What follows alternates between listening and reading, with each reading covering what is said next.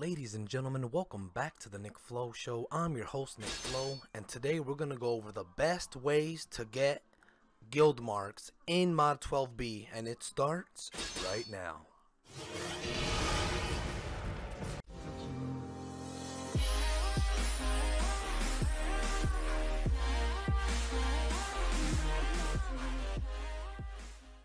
Ladies and gentlemen, what's good? Welcome back. In today's episode, we're going to be going over the best way to acquire guild marks in Neverwinter.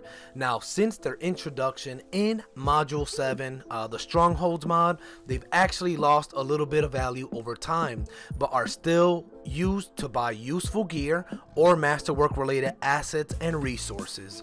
Now, especially, people using it for the masterwork related assets and resources.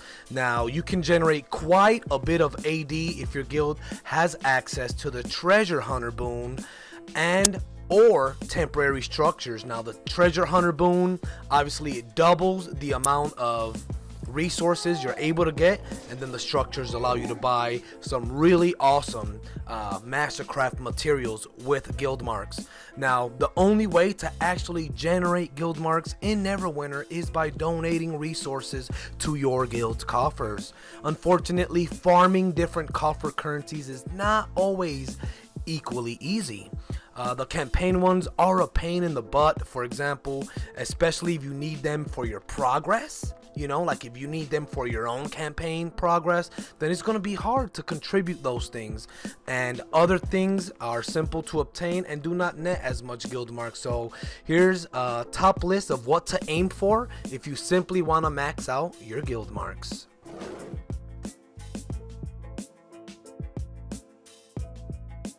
Now, using double events in Neverwinter is one of the best ways to get guild marks.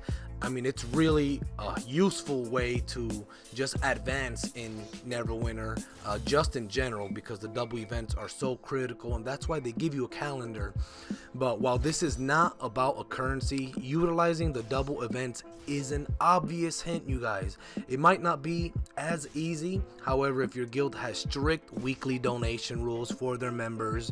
Just make sure you don't step on your guild leader's toes when holding that currency back for a double guild mark event.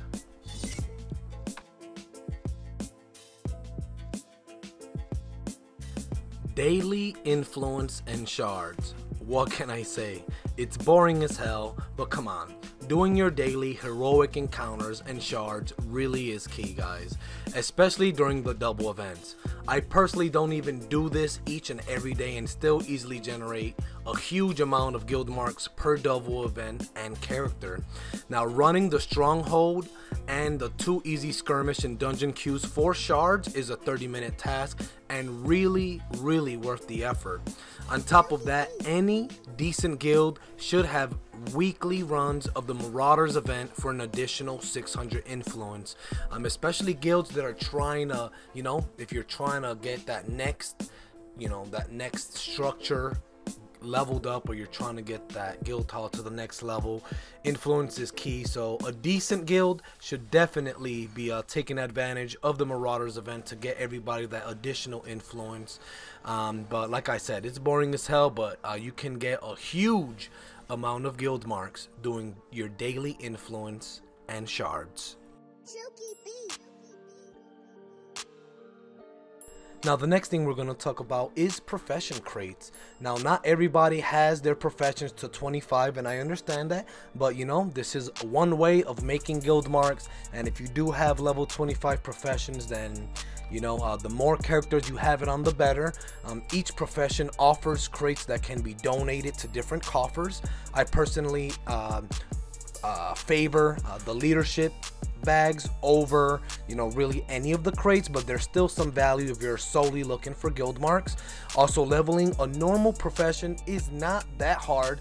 It's a little grindy, you gotta log in, keep doing things every day, but I mean, it's an MMO, right? Now, on alternate characters, it could make sense to do crates in case you don't want to take on the full leadership grind, because let me tell you, it's a grind. It's inferior in terms of value, but much less of a pain and much less of a hassle. And also, using the recipes like the ones from artificing that require resources that can be fully obtained from the temporary stronghold structures. That way you basically can trade very few guild marks to literally generate more. Now once again, these tier 1 recipes are a huge pain in the butt to get, and your guild hall has to be, I think, 10 or stronghold 12 since they changed it in the most recent mod. But if you are able to get those tier 1 recipes, do so. I mean, they can really change the way you make AD in the game.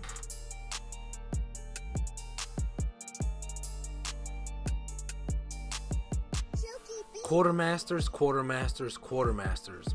Now the Quartermasters enchantment rank 8 is a great way to acquire a large amount of guild marks over time.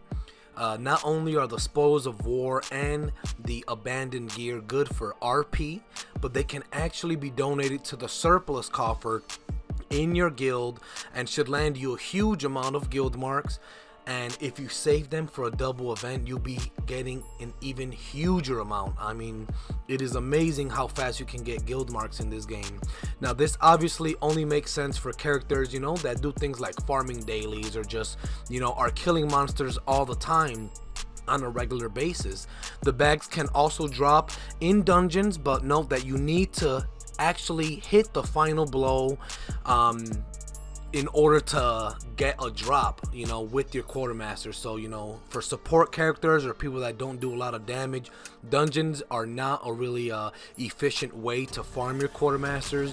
Go to the drone shore, go to your favorite place, run some circles, kill some stuff, and you'll be stocking up on the bags and guild marks in no time.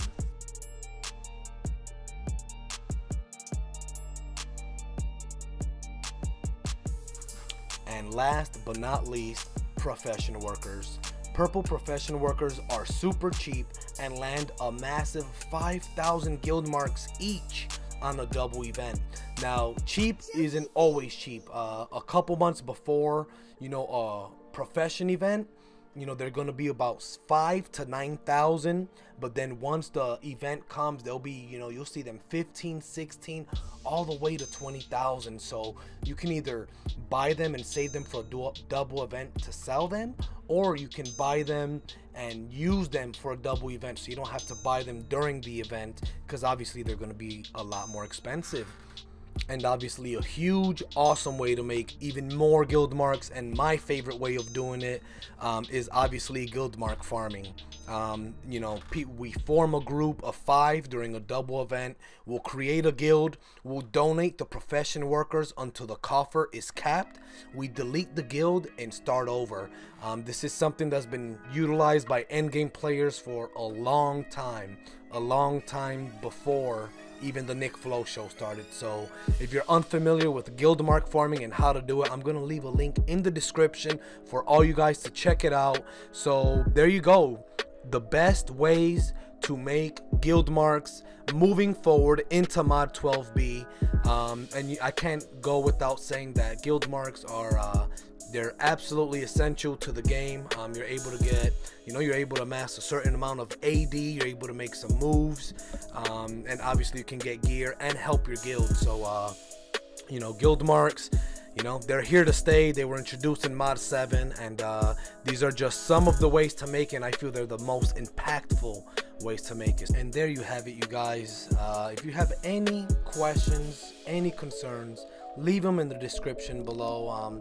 If you have some method that I don't know, that I don't have listed on here, please feel free to leave that as well, as it may help me, it may help somebody in the community. So once again, thank you guys so much for checking out the video. If it helped you in any way, please consider subscribing, smashing that like button for your boy, and we'll catch you on the next Nick Flow show. Peace. Now, if you've never heard of Neverwinter Unblocked, it's about time you do. I'm going to leave a link to this awesome website in the description below.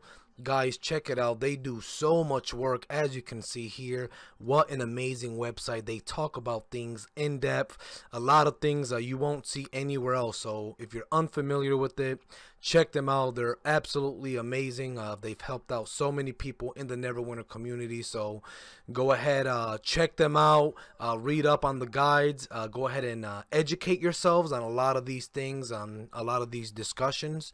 And Neverwinter UN, you guys are awesome. Keep rocking it.